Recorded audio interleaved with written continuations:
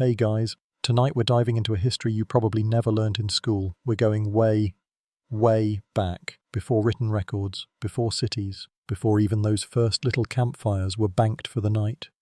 Imagine you're huddled inside a cave, the fire's dying down to embers, and outside, the world is a symphony of unknown sounds, a rustle in the trees, a distant howl. Each one could be nothing, or it could be a sign of a new, terrible spirit. And in this world, if someone you know starts acting strange, their eyes unfocused, their words a jumble, you don't call them mentally ill. You look at them and you see a vessel, a home for a ghost, a lost soul, a demon. Tonight, we'll see how humanity has understood, misunderstood, and tried to help the troubled mind. You probably won't survive this journey with your modern sensibilities intact, so prepare for some truly wild ideas. So, before you get comfortable, take a moment to like the video and subscribe, but only if you genuinely enjoy what I do here. Also, drop your location and local time in the comments so we can all feel a little more connected. Now, dim the lights, maybe turn on a fan for that soft background hum, and let's ease into tonight's journey together. You close your eyes and feel the damp stone of the cave wall against your back. A chilling draft whispers through the entrance. Your tribe, the one that hunts and gathers in this valley, has a problem. Old Man Kale, the one who tells the best stories by the fire, has been silent for weeks. He sits, staring at nothing, sometimes humming a low, tuneless melody, other times rocking back and forth. You watch him, a knot of fear in your stomach. What has happened to him? The shaman, the one with the bone necklace and the paint on her face, says Kyle's spirit has left his body. It's wandered off, perhaps to the land of the ancestors, perhaps captured by a mischievous trickster spirit. This is the first, most ancient interpretation of what we now call mental illness. It wasn't about broken brains or chemical imbalances, it was about the soul, the spirit, and its place in the world. Your shaman starts a rhythmic chant, pulling out dried herbs and animal bones, preparing a ritual to lure Kyle's spirit back, or to drive out whatever entity has taken its place. The earliest records, though they are sparse and require a lot of historical guesswork, suggest that our distant ancestors viewed strange behavior through this spiritual lens. They didn't see a defect in the person, they saw a spiritual event happening to the person. Mainstream historical fact: archaeological evidence from the Neolithic era, particularly the discovery of trepanned skulls with a small, circular hole drilled into them, suggests that early humans may have performed this crude surgery to release evil spirits or relieve pressure. It's a pretty horrifying idea.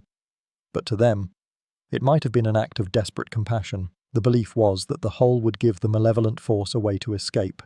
Can you imagine the sheer terror and hope tied up in that one tiny hole? A quirky tidbit is that some of these skulls show signs of bone regrowth, indicating the patient actually survived the procedure, which is amazing, and also a testament to human resilience. You watch as the shaman presses a poultice of crushed leaves to Kyle's forehead, the smell of moss and earth filling the air. She whispers an incantation, her voice a low drone that sounds like the wind itself. What is she saying? What is the force she's trying to appease or command? You don't know, but you feel the weight of it, the ancient faith in unseen forces. Historians still argue whether these spiritual treatments were pure superstition or if they sometimes offered a form of primitive psychological support, using ritual and community to comfort the afflicted, perhaps the very act of the tribe gathering around, showing concern, and performing a familiar ritual was in itself a kind of group therapy. As you settle in for the night, the fire is now just a handful of glowing coals, and the rhythmic chanting of the shaman is the last thing you hear before you drift off. Wondering if Kyle's spirit will find its way back home by morning, you are no longer in the cave, but in the sun-drenched valley of the Nile. The scent of papyrus and mud from the river hangs in the warm, dry air. A funeral procession winds its way toward the pyramids. But something feels off. You see a man being carried on a stretcher. His family mourns, not for a peaceful death, but for a mind that has wandered away. His soul, they believe, has been plagued by a malevolent force. In this world, the ancient Egyptians have a unique and startling view of the human body and spirit. They believe the heart, not the brain, is the seat of consciousness, emotion, and intellect. The heart, they say, holds the soul, the IB, and is the only organ weighed against the feather of Ma'at in the afterlife. The brain, they considered it a useless lump of goo, something to be discarded during the mummification process. You watch as the embalmers, with their long, delicate tools, prepare the body. They use a hooked instrument to pull the brain out through the nose, an almost casual act. They didn't even bother to preserve it, tossing it into a waste jar.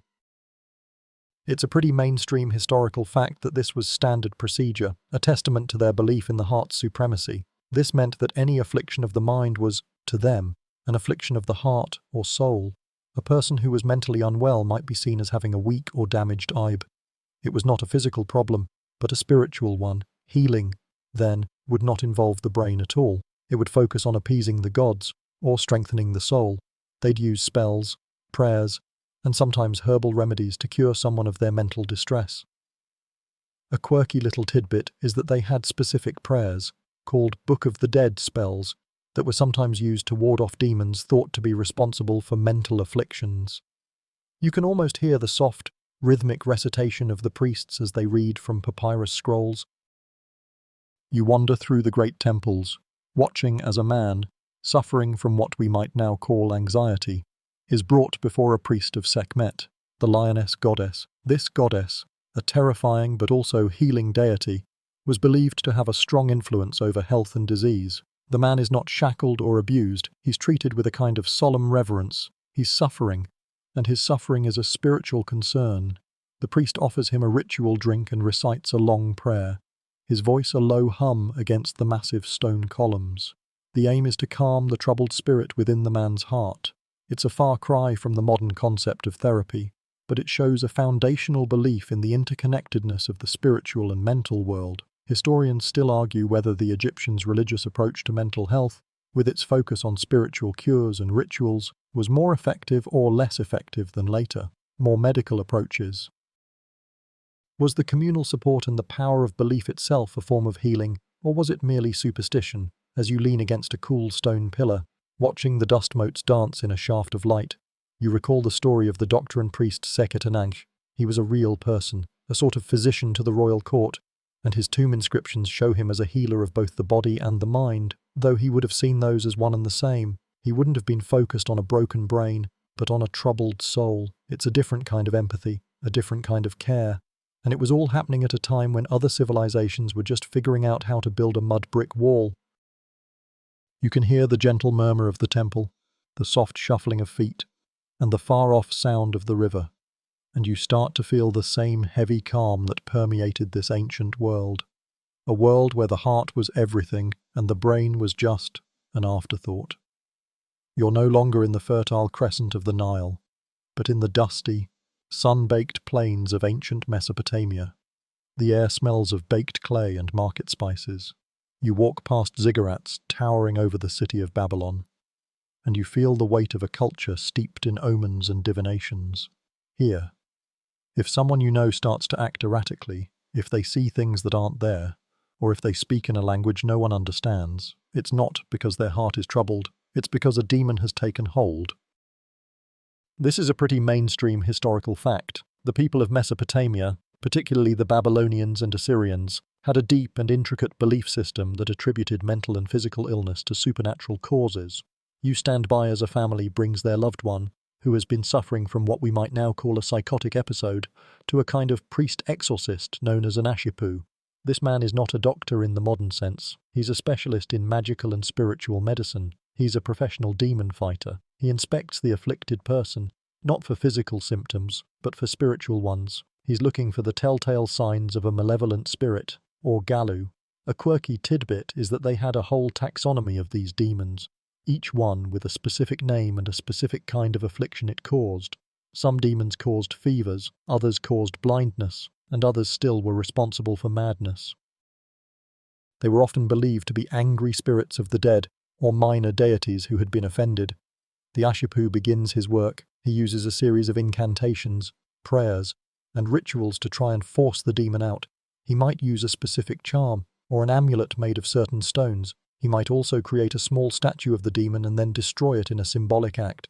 The treatment is not for the person, it's for the spirit that's invading them. You hear the low, monotonous drone of the incantation, a litany of words meant to intimidate and banish the unseen force. A lot of these incantations were written on clay tablets, and many have survived, giving us a fascinating glimpse into a worldview that saw the universe as a dangerous place, filled with invisible entities just waiting to cause trouble. You can feel the tension in the air, the desperate hope of the family, and the quiet, focused power of the priest. Historians still argue whether the Mesopotamians' elaborate system of demonology was merely superstition or if it served a therapeutic purpose. The act of giving a name to the illness, this is a galu, this is a utuku, might have helped to make the unknown feel a little more manageable. It provided a framework for understanding and a method for treatment. Even if that treatment was purely spiritual, it was a way for a community to respond to something terrifying and inexplicable. Instead of blaming the person, they were blaming an external, invading force. This might have reduced some of the social stigma we associate with mental illness today, though it replaced it with the fear of being possessed. The family you're watching is not ashamed of their loved one, they are afraid for them. You can almost feel the dry wind carrying the dust of centuries across your face as you watch the ceremony unfold.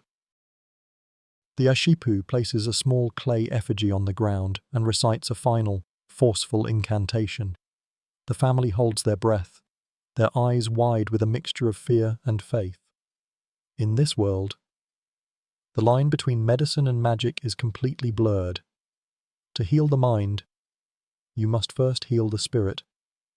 And that means going to war with the unseen forces that live just on the edge of your perception.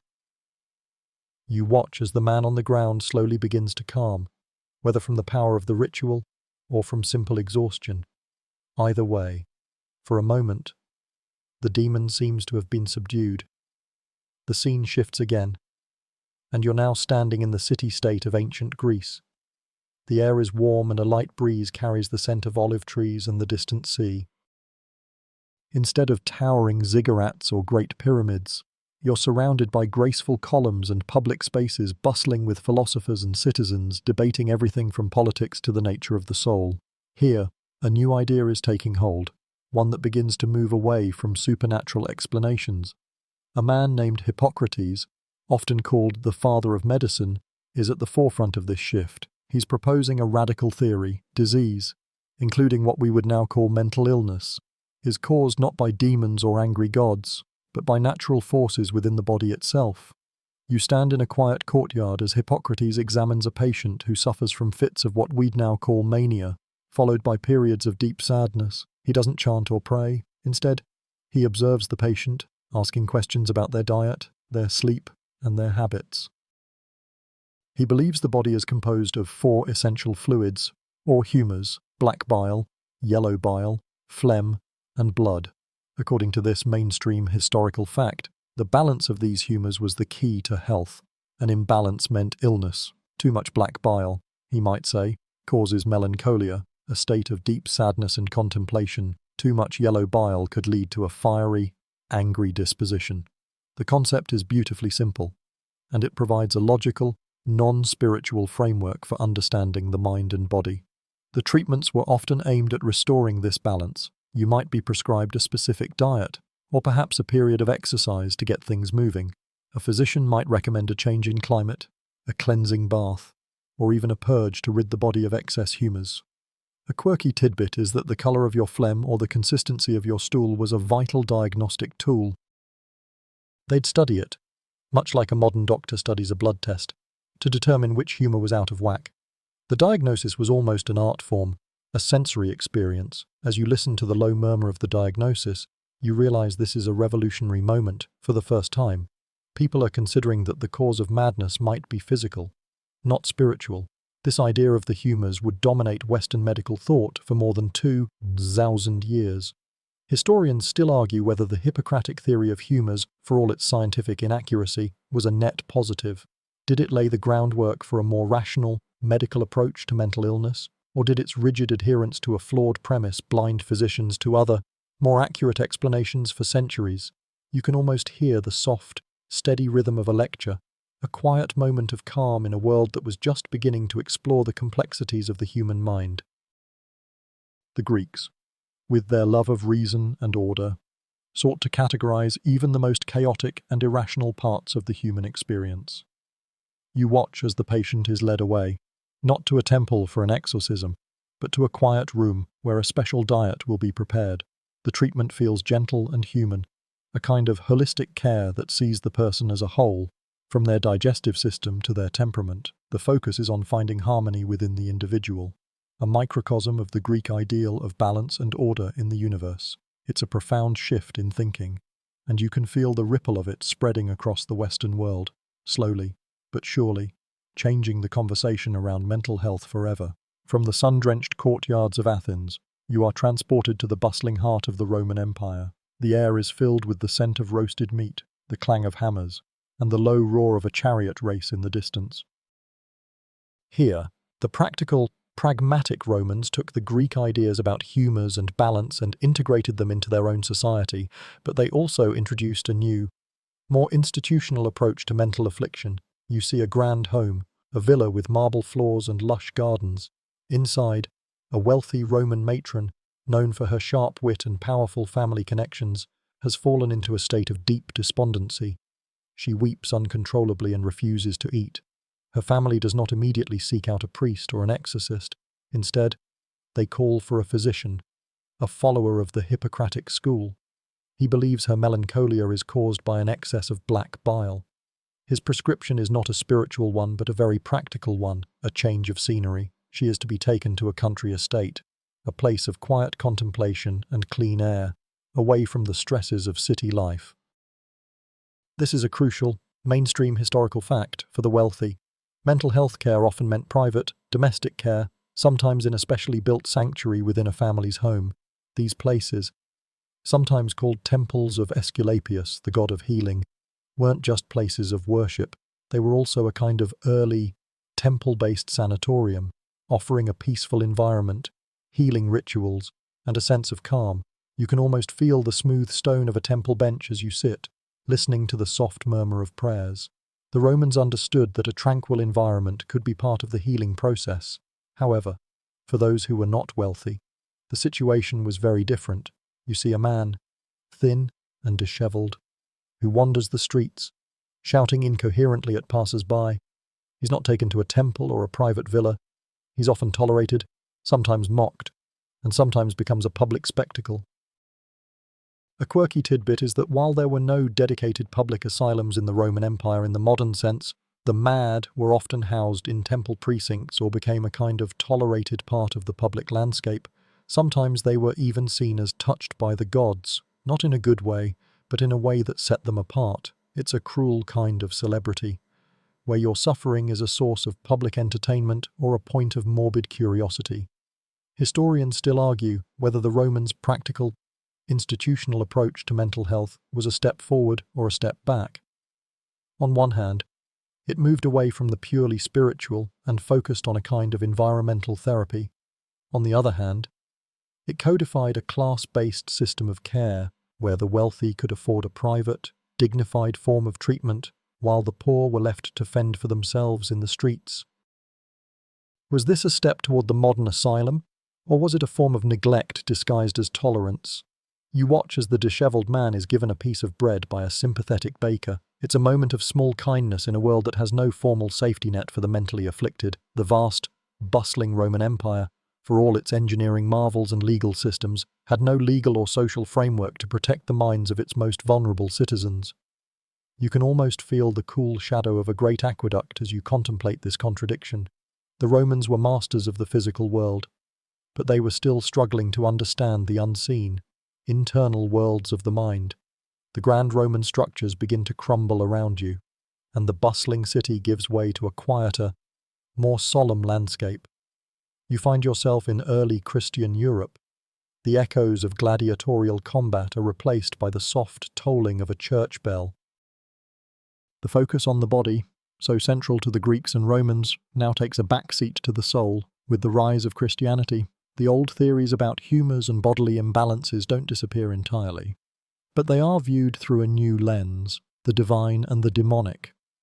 This is a mainstream historical fact. The prevailing belief in early Christian society was that mental distress was often a spiritual issue, a direct result of demonic possession, sin, or a test from God.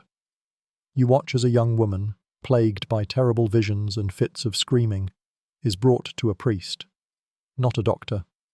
The family is not ashamed, they are terrified. They believe a demon, or an angry spirit, has taken residence within her. The priest does not ask about her diet or her humours, he asks about her faith, her moral conduct, and her relationship with God. The diagnosis isn't melancholia or mania, it's a spiritual sickness, a sign of a soul in peril. Her treatment is a ritual of faith, prayer, fasting, and, most dramatically, exorcism. The priest holds a crucifix, and his voice is a low, steady chant as he commands the evil spirit to leave the woman's body. The air in the small room feels thick with tension and incense. A quirky tidbit is that exorcism rituals often involved specific prayers and the use of holy water, and the priest would often engage in a kind of theological dialogue with the supposed demon to learn its name and its purpose. It was a form of spiritual combat, with the afflicted person's soul as the prize. You can almost feel the cold dread of the woman as she thrashes, her voice not her own. The belief was that the demon was not part of her, but an external, invading force that could be driven out through the power of God. This view was both terrifying and, in a way, comforting. It absolved the person of any fault and placed the blame on an outside enemy. Historians still argue whether the Church's emphasis on demonic possession and sin was a step back for mental health treatment, while it provided a clear framework for understanding and a form of community support. It also led to severe and often brutal treatments, including physical restraint and prolonged prayer. It could also lead to social ostracization if the exorcism was unsuccessful, leaving the person labeled as unclean or unredeemable. Was this a necessary step for a society struggling to understand the mind, or did it pave the way for centuries of fear and persecution? You can almost smell the musty scent of the chapel, the flicker of the candle flames casting long, dancing shadows on the stone walls, as the priest's voice rises and falls. In this era, the journey to mental wellness was not through a physical cure, but a spiritual one, a journey that might lead to salvation or damnation. The sombre grey of early Christian Europe fades, and you are bathed in the warm, golden light of the Islamic Golden Age. The air is vibrant with the scent of spices, the sound of merchants bartering, and the murmur of scholars debating in a great library. You find yourself in Baghdad, at the House of Wisdom, a centre of learning and a place where a new, revolutionary idea is taking hold. This is a mainstream historical fact. During the 9th to 12th centuries, the Islamic world created the first dedicated psychiatric hospitals, or bimaristans, and developed a compassionate, holistic approach to mental health care. You see a woman, once a respected teacher, now plagued by deep depression and fits of mania.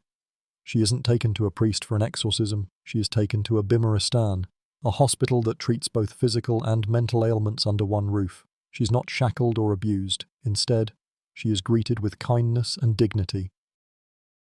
The physicians here, influenced by Greek medical texts they translated and expanded upon, believe that mental illness has both physical and psychological causes. They still acknowledge spiritual factors, but they are not the primary cause. They believe the mind can be healed just like the body. A quirky tidbit is that these hospitals used a variety of groundbreaking treatments that we would recognize today as a form of therapy. They used talk therapy, art, music, and even aromatherapy. They believed that a person's environment could have a profound effect on their mental state. You can almost feel the cool tiles beneath your feet as you walk through a serene garden within the hospital walls, the sound of a lute playing a soft melody in the distance. The physicians, like the great scholar Rhazes, observed their patients meticulously, creating detailed case notes that are still being studied today. Rhazes, for example, wrote extensively on the importance of human dignity in treatment, advocating for compassion and understanding. Historians still argue whether the Islamic world's approach to mental health, with its focus on dedicated hospitals and compassionate care, was a true golden age for psychiatry. Was this a unique period of enlightenment that was lost in the West for centuries?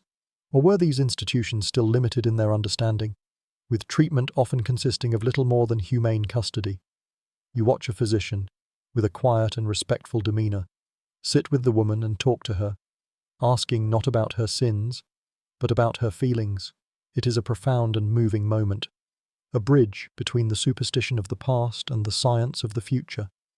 The Islamic world, through its preservation and expansion of ancient knowledge, offered a radical alternative to the demonic explanations of Europe.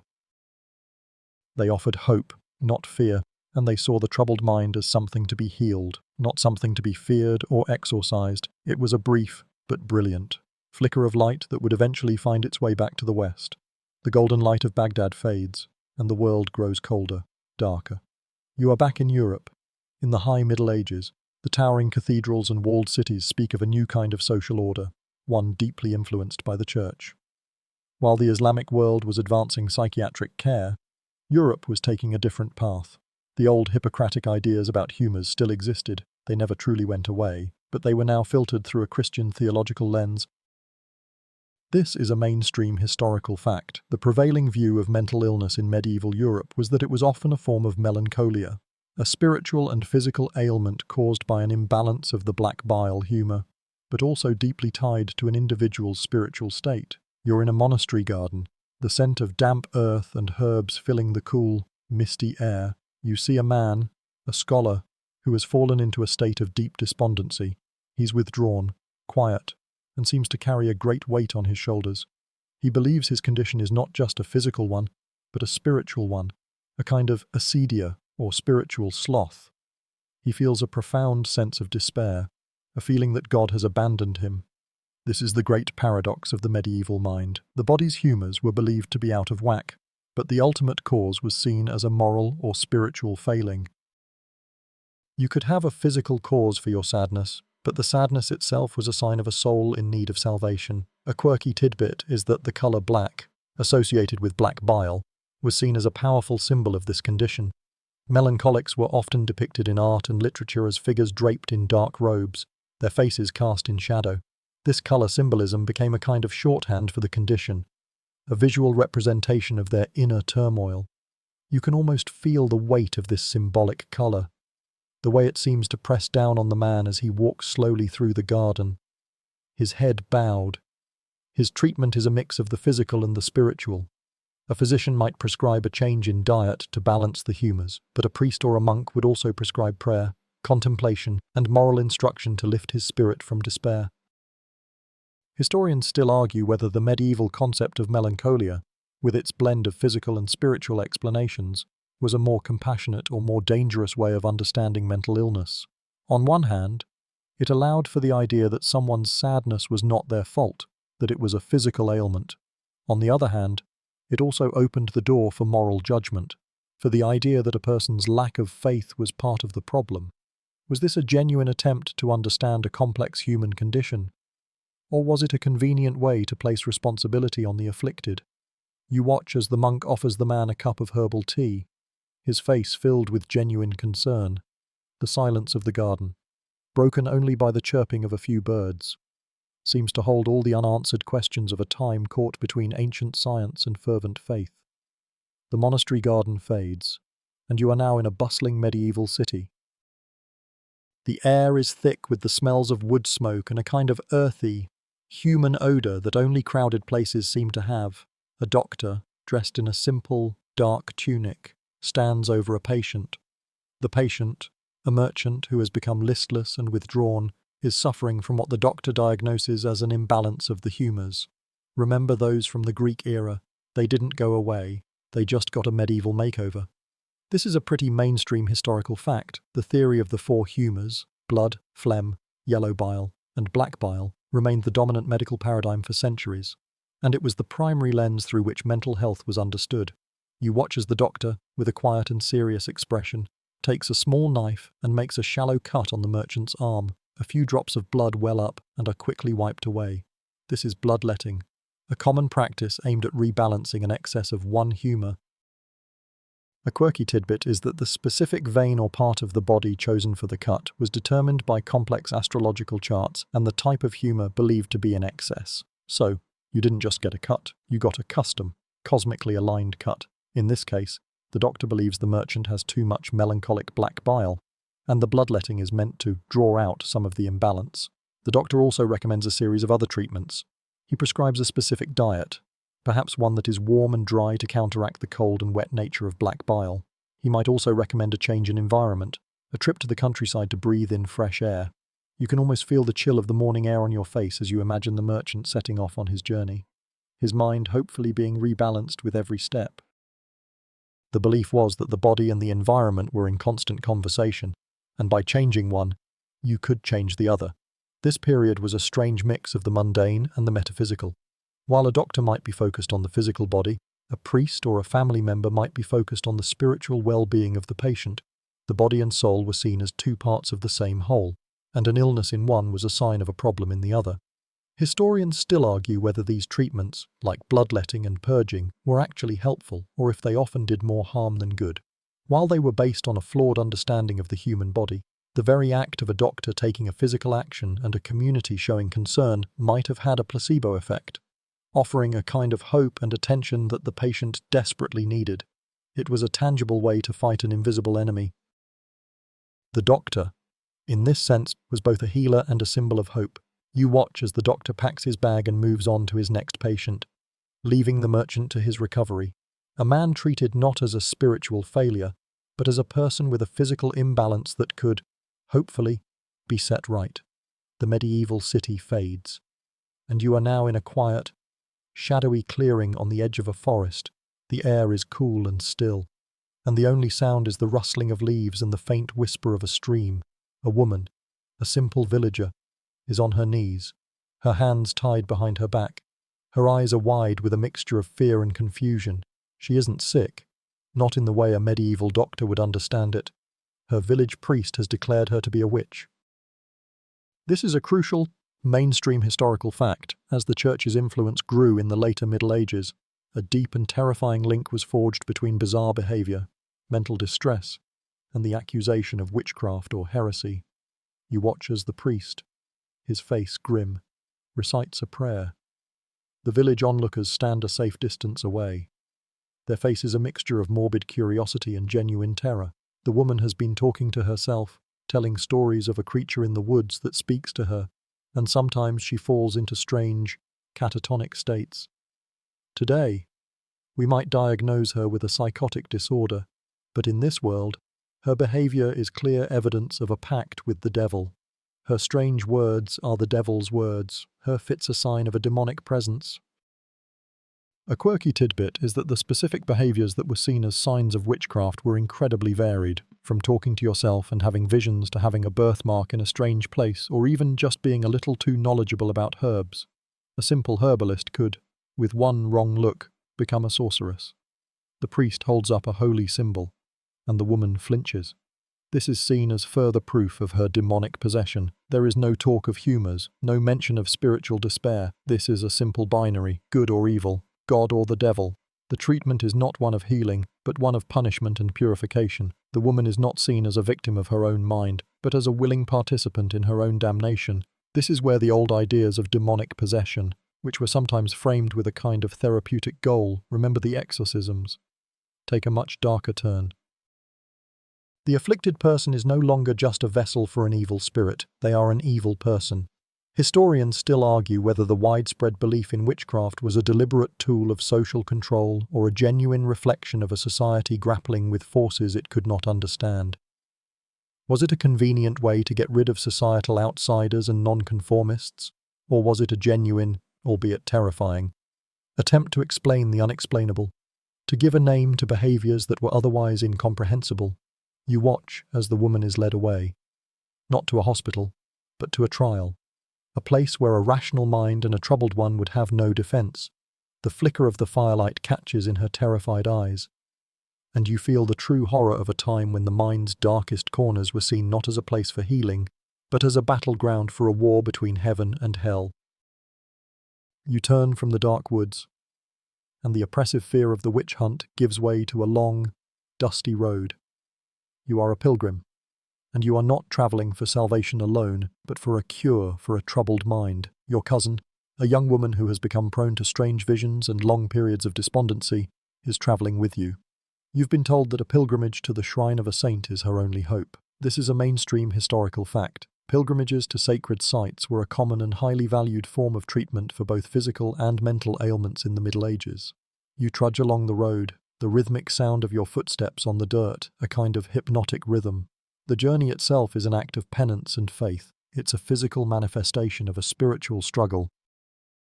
You and your cousin are headed to a shrine dedicated to a saint known for healing the mad or possessed. The belief is that the saint, through divine intercession, can cast out the demons or heal the spiritual sickness that plagues the mind. A quirky tidbit is that some of these shrines even had specific rituals designed for the mentally ill, like being left alone in the church overnight, a practice known as incubation, with the hope that the saint would visit them in a dream and cure them. The journey is long and hard, but it's also a form of what we might now call group therapy. You are with others who are also seeking a cure, sharing stories of your suffering and your hopes. The shared hardship and the common goal create a sense of community that can be a powerful antidote to the isolation of mental illness. You can almost feel the dusty breeze on your face as you pass other pilgrims, a shared sense of purpose on every face. Historians still argue whether these spiritual journeys were effective. Was it the divine power of the saint that provided the cure, or was it the psychological impact of the journey itself? The act of walking, of leaving behind a stressful environment, the sense of hope, the communal support, all of these could have provided a powerful placebo effect or a genuine psychological relief. Perhaps the mind, in its deepest despair, was so open to the idea of a cure that it created one for itself. You finally arrive at the shrine, a simple stone church with a steeple that scrapes the sky. Inside, the air is filled with the scent of old wood and beeswax. Your cousin kneels before the statue of the saint, her hands clasped, her face a mask of weary hope. You feel a sense of peace settle over you. A quiet moment of calm in a loud and confusing world. A time when the path to healing was often a literal, physical one. The long road of the pilgrimage fades, and you are led down a quieter, more secluded path. The air grows cool and smells of old books and beeswax. The silence is profound, broken only by the soft chanting of monks. You are standing outside a monastery, a place of spiritual retreat and a surprising sanctuary for the troubled mind. This is a mainstream historical fact. For many in the Middle Ages, the monastery was a haven, and the contemplative, disciplined life offered a form of treatment for mental and spiritual afflictions. Your cousin, the same one from the pilgrimage, has been taken here, not for a quick cure, but for a long, quiet rest. The abbot believes her visions are a form of spiritual crisis, and that her despondency is a sign of a soul lost in the world. He believes the cure is not in a magic spell or a potion, but in a life of simplicity and devotion. You watch as a monk, his face kind and serene, leads her to a small, spare room. The treatment is a life of routine, prayer at dawn, work in the gardens, quiet study in the library. A quirky tidbit is that the very structure of the monastic day, with its fixed schedule and clear purpose, was believed to create a kind of mental order out of chaos. It was an external structure that could, hopefully, help to organize a chaotic internal world. You can almost feel the smooth, cool stone of the cloister beneath your fingertips as you walk, the sense of peace that permeates the air. There are no dramatic exorcisms here, no leeches or poultices. The healing is slow and subtle. It is the healing of a quiet life, of a community of support. The monks are trained to be compassionate and to listen, and the very act of confession, which was a regular part of monastic life, was a form of talk therapy, a way to unburden the soul of its secret worries and fears. Historians still argue whether the monastic life was truly a form of therapy or simply a form of social containment. Was it a compassionate way to deal with the mentally ill, offering them a safe place and a sense of purpose? Or was it a way for society to remove undesirables from the public eye and place them in a religious institution where their behavior could be controlled? You watch as your cousin, in her simple, dark robes, kneels to tend to a small patch of herbs in the garden, a small, fragile sense of peace on her face. The quiet life, with its focus on inner reflection and outer routine, offers a stark contrast to the chaos of the outside world. It suggests that sometimes, the best way to heal a troubled mind is to simply give it a quiet place to rest. The quiet of the monastery is shattered, and you find yourself in the noisy, chaotic centre of a medieval town square. The air smells of livestock and unwashed bodies, and the sound is a cacophony of merchants hawking their wares, children playing, and the constant hum of a bustling crowd. Your eye is drawn to a man at the centre of it all. He's wearing mismatched, brightly coloured clothes, his hat has a long bell on it, and he's telling nonsensical jokes and performing clumsy flips. He's the village fool, or jester. This is a mainstream historical fact in medieval society. The fool was not just an entertainer, but a figure of accepted eccentricity, and their role offers a fascinating glimpse into how a society dealt with unusual behaviour. You watch as he points a crooked finger at a haughty knight and speaks a truth no one else would dare to utter. He's a social commentator, a kind of court-approved wise man who can say and do things that would get anyone else locked up or worse. A quirky tidbit is that in some courts, a jester wasn't just a clown, they were a form of psychological safety valve. Their role was to release social tension through humour, to make fun of the powerful without consequence. Their madness, or their pretense of it, was their shield. It was a kind of accepted deviance, a license to be different. You see a group of children laughing at the fool, but a few adults watch him with a kind of solemn respect. He is a part of the community, a fixture, a living embodiment of the idea that not all strange behaviour is a sign of evil or spiritual sickness. Some of it is just part of life. He's not shackled, he's not an outcast, he is, in his own way, a vital part of the social fabric. Historians still argue whether the role of the fool was a sign of a more tolerant society or a cynical way of managing a population. Was it a compassionate way to deal with the mentally different, giving them a role and a place? Or was it a way to exploit and make a spectacle of them for entertainment? You watch as the fool, his jokes finished for the moment, sits on a bench and eats a piece of bread, a quiet, almost sad look in his eyes. The laughter around him fades, and you feel the true complexity of this human archetype. He is a mirror, reflecting a society that was both terrified of madness and, in its own strange way, made a place for it. The laughter of the village fool echoes and fades, and you are now in a quiet, dark hut, the air thick with the scent of dried herbs. A woman sits on a stool, her face lined with age and wisdom. She's not a physician, not a priest, but she is the local healer. Her grandson, a young man who has been plagued by night terrors and fits of screaming, is lying on a straw bed. His family, unable to afford a physician or a long pilgrimage, has come to her. This is a mainstream historical fact. For the vast majority of people in the Middle Ages, mental and physical ailments were treated with folk remedies and charms, passed down through generations. You watch as the healer takes a small leather pouch from her belt.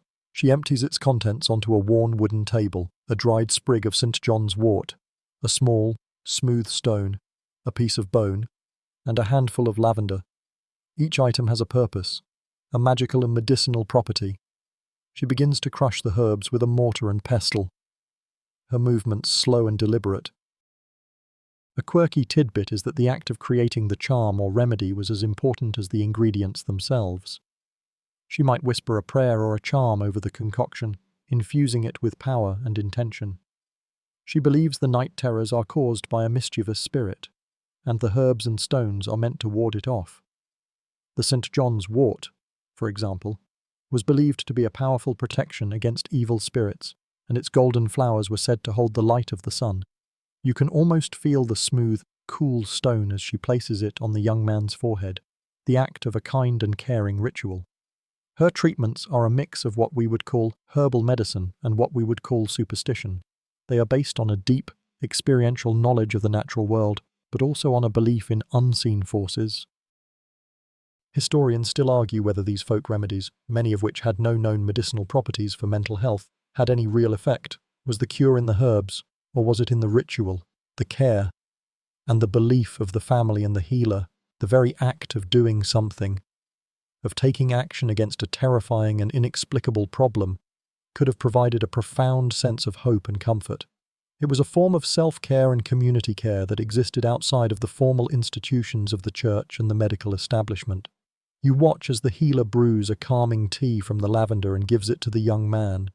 The warmth of the cup in his hands and the gentle smell of the tea seem to calm him, if only for a moment. In a world with no formal mental health care, these small, human acts of care and compassion were sometimes the only hope. The dark hut and the gentle herbalist fade away, and you find yourself in the hushed, cavernous hall of a medieval castle library. The scent of vellum and old leather hangs in the cool, still air. A scholar, a man with a quill and ink-stained fingers, is poring over an illuminated manuscript. He's not a physician, but a theologian and philosopher, and he's reading about a topic that seems both academic and deeply personal, the connection between the body and the soul. This is a mainstream historical fact. The medieval worldview was a profoundly dualistic one, where the body and soul were seen as two separate, yet inextricably linked entities. An illness in one was believed to be a reflection of an illness in the other. You watch as the scholar traces a finger along a Latin text that describes the soul as the form of the body, the thing that gives it life and purpose. A quirky tidbit is that this belief led to some pretty interesting conclusions. For example, some theologians believed that a person's physical ailments were a sign of a spiritual flaw, a kind of visible representation of an invisible sin. It wasn't about punishment so much as a kind of cosmic communication. A weak body could mean a weak will. A troubled mind could mean a troubled spirit. You can almost feel the weight of this idea, the way it placed a profound moral and spiritual significance on every twitch and ache of the human body. The scholar closes the book and looks up, lost in thought. He's wrestling with the very real implications of this philosophy. If the body and soul are so connected, how do you treat an ailment of the mind? Do you focus on the physical humours, as the physicians do, or do you focus on the spiritual state, as the priests do? The answer, for most of the medieval world, was both. You would use a poultice and a prayer. You would seek a physician and a confessor. The two were not seen as separate, but as two sides of the same coin, each working to restore harmony to a person's entire being. Historians still argue whether this dualistic view of the body and soul was a beneficial one for mental health. On one hand, it allowed for a holistic approach to healing, where the patient was seen as a whole person, not just a collection of symptoms. On the other hand, it also placed a heavy burden on the individual, suggesting that their mental distress was a sign of a spiritual failing, which could lead to guilt and shame. Was this a compassionate way to see the human condition, or was it a theological trap? You watch as the scholar dips his quill in the inkwell, a small, black drop of ink falling onto the page, a perfect, physical representation of a great, invisible thought. In this world, the mind was not just a brain, it was a soul, and its health was a matter of life and death, both earthly and eternal. The quiet library and the solemn scholar vanish, and you are now in a field on a cool, clear night. You lie on your back, the grass a soft bed beneath you, and stare up at the vast, star-strewn sky. A man, a village elder, sits beside you, pointing out the constellations. He's not a physician or a priest, but he is a kind of astrologer, a man who believes that the positions of the stars and planets have a profound influence on a person's temperament and fate. This is a mainstream historical fact. Astrology was not just a fortune-telling tool in the Middle Ages, it was a serious scholarly pursuit and a key part of medical and psychological diagnosis. You watch as the elder traces the path of a planet across the sky with a gnarled finger. He explains that you were born under a certain alignment, and that alignment has given you a specific balance of the humours. A quirky tidbit is that each planet was believed to be associated with a specific humour. Saturn, for example, with its slow, heavy orbit, was associated with melancholic black bile. If you were born under a strong Saturn, you were more likely to be prone to sadness and contemplation. The position of the moon, too, was seen as a powerful influence, leading to the word lunacy, a term for madness that literally means moonstruck. You can almost feel the pull of the moon, the way it seems to hold a kind of power over the earth and, by extension, your mind. The elder is explaining that a person's mental state can be predicted and explained by their natal chart, the cosmic map of the sky at the moment of their birth. He believes that by studying the movements of the planets, a physician can predict when a person might be susceptible to an imbalance of the humours and prescribe a preventative treatment. He's not just telling a person's fortune, he's giving them a kind of cosmic diagnosis. Historians still argue whether the integration of astrology into medicine was a scientific dead end or a way for people to find meaning and order in a chaotic world. Did it provide a framework for understanding human behaviour that was more comforting than the idea of random chance or demonic possession? Or did its rigid, deterministic nature prevent people from seeking more effective terrestrial treatments? You lie there, gazing at the glittering spectacle above, a sense of profound wonder and fatalism settling over you. In this world, the key to understanding your own mind wasn't found in your body or your soul, but in the distant, beautiful, and utterly unknowable movements of the heavens. The celestial map of the night sky dissolves into a grim, flickering interior. You're no longer with a kind, mystical elder, but in a room filled with shadows cast by a low-burning fire. Before you lies a heavy, leather-bound book, its pages filled with dense, terrifying Latin text and woodcut illustrations of horned devils and tortured souls. The book is the Malleus Maleficarum, or the Hammer of Witches, and its existence marks a terrifying turn in the history of mental health. This is a mainstream historical fact, published in 1487. This book was a detailed guide for witch hunters, and it explicitly conflated what we would now recognize as mental illness with the work of the devil. You can almost feel the cold dread as you read its pages. It's not just a book of theology, it's a legal and procedural manual, outlining how to identify, question, and torture a person accused of witchcraft. It presents a chilling worldview where every odd behavior, every strange fit, every muttered word is seen as a sign of a demonic pact. A quirky tidbit is that the book even had a kind of twisted diagnostic chart. For example, if a person confessed under torture, it was proof of their guilt. If they didn't, it was proof of the devil giving them strength to resist, which was also proof of their guilt. It was a no-win scenario, a perfect logical trap. You see a woman, frail and terrified, brought before a tribunal. She's been speaking in a strange voice, and sometimes she falls into a trance-like state. A few years ago, this might have been seen as a melancholic imbalance, or a spiritual test. Now, with the Malleus Maleficarum as the guide, it's irrefutable proof of a pact with Satan. She isn't a patient, she's an enemy of the faith.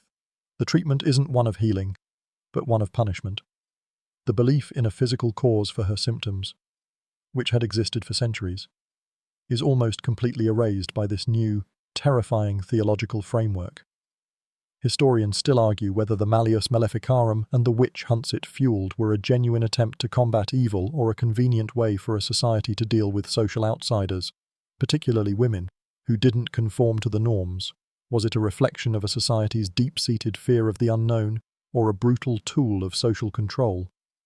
You watch as the woman is led away, her eyes wide with a fear that is not a symptom, but a very real reaction to a world that has decided she is not a person, but a problem to be solved with fire and torture. The book, in its dark pages, held a power far more sinister than any charm or spell, a power to condemn the innocent by twisting the very idea of a troubled mind into a new, horrific form of sin. The dark book and the fear of the witch hunt fade, and you are now in a bustling, grimy city, the air thick with the smell of coal smoke and river mud. You are in 16th century London, and you are standing outside the gates of a place that will become infamous for centuries, the Bethlehem Royal Hospital, or, as the masses called it, Bedlam. This is a pretty mainstream historical fact. Bedlam was one of the first and most well-known institutions in Europe to specialize in the care of the mentally ill. Though its early history was more about warehousing than healing, you step through the gates and into a loud, chaotic courtyard. The sound of shouting, wailing, and the rattling of chains is overwhelming. Patients are housed in small, bare cells, often restrained to the walls. The belief here, for the most part, has nothing to do with humours or demons. It's more about a raw, brutal pragmatism. These people are a danger to themselves and society, and they need to be confined. They are a problem to be contained, not a person to be healed. The treatments are rudimentary at best. Purges, beatings, and cold baths were all considered therapeutic. The institution was seen as a kind of human dumping ground, a place to put the mad out of sight and out of mind. A quirky tidbit is that by the 17th century, the hospital became a kind of tourist attraction. For a small fee, the public could come and gawk at the patients, treating their suffering as a form of entertainment. You can almost feel the cold, stony stares of the visitors as they point and laugh at a man who is screaming and pulling at his chains. The sign above the gate says hospital, but it feels more like a zoo. Historians still argue whether the creation of institutions like Bedlam was a step forward or a step back for mental health care. On one hand, it acknowledged that the mentally ill required a special kind of attention and a place to be. On the other hand, it codified a system of brutal neglect and exploitation that would last for centuries. It was a new kind of confinement, one that was both physical and psychological. You watch as a guard pushes a bucket of food through a small slot in a cell door, and you feel the true horror of a place that was supposed to offer care but offered only a new kind of suffering. The name Bedlam would become a synonym for chaos and madness. And for good reason. The chaos of Bedlam and the cruelty of the witch hunts begin to recede, and you feel the intellectual air lighten. The scent of ink and freshly printed paper fills the air, and you're surrounded by the new ideas of the Renaissance. This is an era of rebirth, a time when scholars are rediscovering ancient Greek and Roman texts and, more importantly, are putting a new emphasis on the individual human being. This is a pretty mainstream historical fact. Renaissance humanism shifted the focus from the divine and the demonic to the human, and this had a profound effect on the way people thought about the mind. You find yourself in a quiet study. A man with a gentle face and a quill in his hand is writing. This is Erasmus of Rotterdam, and he's not writing about sin or demons, but about the inward man, the emotional and psychological life of a person. A quirky tidbit is that humanists like Erasmus and the great playwright Shakespeare were fascinated by the complexities of the human mind, from love and jealousy to madness and melancholy. They saw the mind not as a battlefield for good and evil, but as a complex, internal world filled with a mix of passions, thoughts, and emotions. Think about Shakespeare's Hamlet, a character who is famously plagued by a kind of madness that is both real and feigned. His mental state isn't a result of a demon, it's a result of grief, betrayal, and a kind of existential dread. The treatments of this time still relied on the humoral theory, but the focus was on a more holistic approach. A physician might still recommend a change in diet, but they would also recommend a change in art, music, or conversation to soothe the troubled mind. The mind was seen as a kind of garden that needed careful tending. The idea of talk therapy began to emerge, not in a formal sense, but in the belief that a good, long conversation with a wise person could help untangle a person's thoughts and emotions. Historians still argue whether Renaissance humanism was truly a step forward for mental health care. Did it offer a more compassionate and human-centered view of the mind, or did it simply replace the old, spiritual blame with a new kind of individual blame, where a person's mental state was seen as their own responsibility? You watch as the scholar dips his quill in the ink, his face thoughtful. In this new world, a troubled mind wasn't a spiritual failing, but a human one, a flaw in the garden that could, with time and care, be brought back to bloom. The seeds of modern psychology were being sown, not in a laboratory, but in the mind of a single, thoughtful man. The quiet study of the humanist fades, and you are now in a new era, the 17th century. The air is filled with the scent of gunpowder and the hum of new machinery. The focus is no longer just on the soul or the humours, it's on the mechanics of the universe. This is a mainstream historical fact. With the rise of the Age of Reason, a new way of thinking about the mind emerged. The mind was no longer a spiritual entity, but a kind of machine, a complex system of gears and levers that could, like any machine, break down. You are standing in a small laboratory. A man with a stern face and a pocket full of tools is examining a person who has become withdrawn and refuses to speak. He's not looking for a demon or an imbalance of humours, he's looking for a broken part. A quirky tidbit is that this mechanical view led to some bizarre and often horrifying theories about how the brain worked. Some theorists believed that madness was caused by a kind of brain congestion, a blockage of the flow of what they called animal spirits. This invisible fluid was thought to flow through the nerves and power the body. A blockage of these spirits would cause a malfunction, a kind of mental breakdown. The treatments were often aimed at clearing this congestion. You can almost feel the cold dread of a patient being subjected to a kind of crude brain massage or a new form of bloodletting aimed at relieving this imaginary pressure. This new way of thinking was a profound shift. It was a complete separation of the mind from the divine and the supernatural. Madness was not a moral failing or a spiritual crisis. It was a physical problem, a kind of biological breakdown. Historians still argue whether this mechanical view of the mind was a net positive for mental health care. On one hand, it laid the groundwork for modern neuroscience and the idea that the brain is a physical organ that can be studied and understood. On the other hand, it also led to a kind of cold, dehumanizing view of the mentally ill, who were no longer seen as people with a soul, but as broken machines to be fixed. The patient became a specimen, a thing to be poked and prodded in the name of science. You watch as the man with the tools taps on the patient's skull, as if listening for a broken part, and you feel the chilling sense of being reduced from a complex human being to a simple, physical puzzle. The gears and levers of the mechanical mind fade, and you are now in a new world, a new century. The air is filled with the scent of perfume and the rustle of silk. You are in 18th century Europe, and a woman, a well-to-do socialite, has suddenly become prone to fainting spells, fits of uncontrollable laughter, and sometimes even temporary paralysis. Her husband calls for a doctor, not to cure a spiritual affliction or a broken brain, but to diagnose a condition that is a pretty mainstream historical fact, hysteria. You watch as the doctor, a man with a serious face and a wig, examines her. He has no fancy machines or spiritual charms. He believes her condition is caused by a problem with her uterus, a kind of wandering womb. A quirky tidbit is that the word hysteria comes from the Greek word hysterika, meaning of the womb. The belief was that the uterus, if it was not satisfied or if it was not in its proper place, could cause all sorts of psychological and physical problems. The treatments were often peculiar. A doctor might prescribe a horseback ride, a cold bath, or even a marriage, all aimed at getting the uterus back where it was supposed to be. It was a bizarre kind of a diagnosis that was almost exclusively levelled at women. The woman is not seen as a machine with a broken part, but as a kind of fragile, emotional being whose mental state is a direct result of her biology. Historians still argue whether the diagnosis of hysteria was a genuine attempt to understand a complex set of symptoms or a convenient way for a patriarchal society to control and dismiss women who did not conform.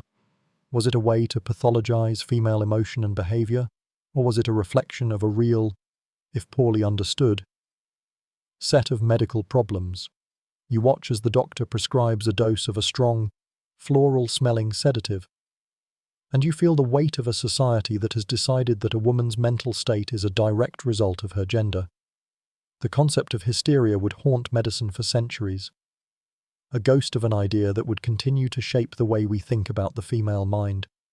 The diagnosis of hysteria and the polite parlours of the 18th century are gone, replaced by the grim, soot-stained cities of the early 19th century. The scent of industry and human misery hangs in the air.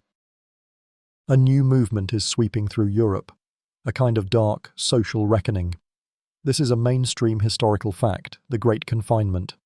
As philosopher Michel Foucault would later call it, was a new trend of isolating the mad, the poor, the criminal, and the unemployed in massive, often inhumane, institutions. You find yourself in a large, forbidding stone building. The air is cold and smells of stale food and unwashed bodies. You see a long corridor filled with cells, each one containing a person who has been deemed unfit for society. This is not a hospital in any modern sense of the word. It is a place of discipline and control. The belief is not that these people are sick, but that they are a problem. The cure is not medicine, but containment. They are a danger to themselves and to others, and they must be removed from the public eye. A quirky tidbit is that the logic behind this confinement was a strange mix of fear and economic anxiety. The Industrial Revolution was creating a new kind of social disorder, a large, mobile population of the unemployed and the mentally ill who didn't fit into the old social structures. The solution was to lock them up. The asylums of this era were not just for the insane, they were for anyone who was seen as a threat to the social order. They were a kind of all-purpose human waste bin. Historians still argue whether the Great Confinement was a genuine, if misguided, attempt at social reform or a brutal and dehumanizing way to deal with the problems of a new, industrialized world. Was it a step toward a more compassionate form of care, or was it a form of state-sanctioned torture? You watch as a guard in a simple, dark uniform walks past, his keys jangling on his belt, and you feel the chilling sense of a new kind of institutional oppression.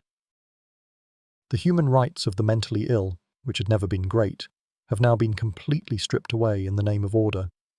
The mad are no longer just outcasts, they are prisoners. The grim walls of the asylum give way to a quieter, more hopeful scene. You are in Paris, in the late 18th century, and the air is charged with the revolutionary fervour of a new idea. A man, a physician named Philippe Pinel, stands in the Salpêtrière Hospital, a massive institution for women. The air is filled with the sound of rattling chains and the smell of human misery.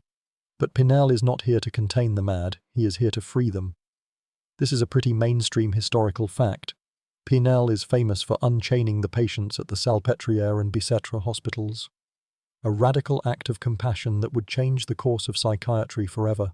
You watch as he stands before a patient, a woman who has been chained to a wall for years. She's thin, her eyes are wild, and she's a terrifying sight. But Pinel does not see a beast, he sees a person. He speaks to her quietly, gently, and with a kind of profound respect. He believes that her madness is not a crime to be punished, but an illness to be treated with kindness, dignity, and a good environment. A quirky tidbit is that Pinel did this not out of a sudden humanitarian impulse, but as a kind of scientific experiment. He wanted to prove that kindness and humane treatment were more effective than brutality. He believed that the patient's agitation was a result of their inhumane conditions, not the cause of their madness. The scene is one of quiet, revolutionary drama. Pinel orders the chains to be removed, and the woman is led to a small, clean room with a bed and a window that looks out onto a garden. The other doctors protest, arguing that she will be a danger to herself and to others. But Pinel holds firm.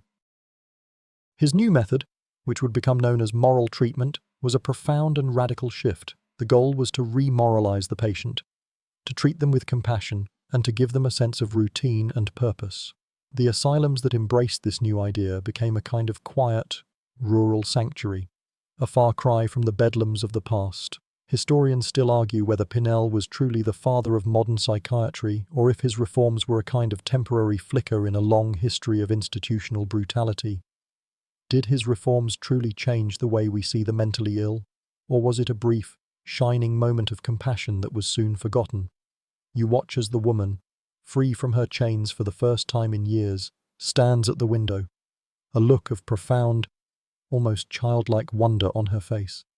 The change in her demeanor is almost instantaneous. Her eyes, once wild, are now filled with a kind of quiet hope. The air in the room, once filled with the smell of fear and misery, now feels a little lighter, a little cleaner. The chains of the Parisian asylum are gone, and you find yourself in a different kind of quiet. The air is still and a little mysterious, scented with old wood and pipe smoke. You are in a private meeting room, and the men gathered around a table are all part of a secret society, a kind of brotherhood that values reason, morality, and self-improvement. They are Freemasons. This is a quirky tidbit. While not directly a psychiatric organization, Freemasonry's emphasis on moral and spiritual health during the Age of Enlightenment played an intriguing, if indirect, role in shaping attitudes toward mental well-being. You listen as the men talk not of demons or humors, but of the importance of living a virtuous and rational life. They believe that a man's mental state is a reflection of his moral state. A man who lives a life of order, reason, and self-control, they believe, will have a sound and healthy mind. A man who succumbs to his passions and vices will become, in a sense, a prisoner of his own mind. You hear them discuss the idea of a troubled mind not as an illness, but as a kind of moral or spiritual flaw that can be corrected through discipline and a strong moral compass. The cure is not in a bottle or a bloodletting, but in a life of sober contemplation and brotherly support. This is a mainstream historical fact, the Enlightenment, with its focus on reason and individual responsibility, placed a new kind of pressure on the mind. The ideal was a man who was the master of his own thoughts and emotions, and to fail at this was a kind of social and moral failing. The Freemasons' emphasis on self-improvement and their secretive rituals were a kind of guided therapy for a man's soul. Historians still argue whether these kinds of moral and philosophical approaches to mental health were a step forward or a step back. Was it a form of empowerment, where a person was given the tools to heal themselves, or was it a form of social pressure that led to a new kind of self-loathing for those who could not conform? You watch as the men stand, their faces solemn and serious, and you feel the weight of a new kind of mental burden. The burden of a society that has decided that a sound mind is not a gift from God, but an achievement of man. The quiet brotherhood of the Freemasons fades, and the world grows larger, more institutional. The scent of brick and mortar fills the air as you stand before a new, imposing building. This is a rural asylum in the 19th century, a place that embodies a new kind of social progress. This is a mainstream historical fact, with the moral treatment movement and the Enlightenment's focus on rational care. The construction of public and private asylums for the mentally ill exploded across Europe and America. You walk through a manicured garden, a stark contrast to the grim, urban bedlams of the past. The air is clean, and the patients, some of whom are working in the garden, are treated with a quiet dignity. The idea is that a peaceful, rural environment, combined with a daily routine of work, rest, and simple pleasures, is the key to a troubled mind's recovery. A quirky tidbit is that these new asylums often had their own farms, and the patients were expected to work them. It was believed that physical labor would both restore their humors and give them a sense of purpose. It was a kind of proto-occupational therapy. You can almost feel the smooth handle of a hoe in your hands as you watch a patient methodically tending to a row of vegetables. But not all asylums were created equal. While some, particularly the smaller, private ones, were genuinely humane and focused on treatment, many of the large, public institutions were little more than warehouses for the poor and the inconvenient. The same old problems of overcrowding, understaffing, and inhumane conditions began to creep back in. The reformers, like Pinel, had a beautiful idea. But the reality of a large-scale, state-run system was often a very different and much darker story. Historians still argue whether the proliferation of asylums was a net positive for mental health. Did they provide a safe haven for the mentally ill and offer a new, compassionate form of care, or did they just create a new kind of social problem, a new place to hide away society's undesirables? You watch as a physician, a man with a kind face and a weary expression, walks the grounds. He is dedicated to his work, but you can see the weariness in his eyes. He is fighting a battle against overcrowding and a lack of resources, a battle that would come to define the history of these new institutions. The asylum, once a symbol of hope, was already beginning to show its cracks. The quiet, manicured grounds of the asylum give way to a stage, a kind of dramatic show in a parlor. The air is thick with anticipation and the scent of human curiosity. A man with a piercing gaze and a theatrical manner stands before a woman who is trembling with a kind of nervous energy. His name is Franz Mesmer, and he is about to perform a strange new treatment that is a pretty mainstream historical fact, mesmerism, or the belief in animal magnetism. You watch as Mesmer makes a series of dramatic passes over the woman's body with his hands, never touching her, but moving with a kind of hypnotic, flowing motion. He believes that a universal fluid, a kind of animal magnetism, flows through all living things, and that a disruption in this fluid is the cause of nervous ailments and mental distress. His treatment, a kind of guided therapy and trance-like state, is meant to re-establish the proper flow of this invisible fluid. A quirky tidbit is that he even used a large tub of water filled with iron filings, a kind of group therapy session where patients would hold onto a metal rod and wait for the magnetic crisis to happen. The idea was that the more people that were in the tub, the stronger the magnetic field would be. The woman begins to tremble, then to convulse, and finally to fall into a state of deep calm. The crowd watches with a mixture of awe and skepticism. Mesmer is not a physician in the traditional sense. He is a showman, a kind of proto-psychologist who is tapping into the power of the mind itself, though he would have called it a physical force. His work was a profound shift away from the purely physical and back toward the invisible. But this time, the invisible was not a demon, but a kind of cosmic energy. Historians still argue whether Mesmer was a charlatan or a genuine pioneer. Did he discover the power of the placebo effect and the mind-body connection? Or was he a con artist who exploited the public's thirst for a new kind of miracle cure? You watch as the woman, now calm and serene, stands and thanks Mesmer, and you feel the weight of a new and powerful force entering the world of mental health, suggestion. The mind, it turns out, is not just a brain or a soul, but a powerful and mysterious entity that can, with a little help, heal itself. The theatrical stage of mesmerism fades, and you are now in a serious, quiet laboratory, the air smelling of dust and old paper. The walls are lined with strange plaster busts, each one covered in bumps and ridges. A man, a scholar with a long, serious face, is holding one of these busts, and he's explaining a new, bizarre science that is a pretty mainstream historical fact, phrenology. This theory, developed in the late 18th and early 19th centuries, claimed that a person's personality and mental faculties could be determined by the size and shape of their skull. You watch as the man, a follower of the German physician Franz Gall, points to a bump on the bust's forehead. He explains that this bump signifies the area of benevolence.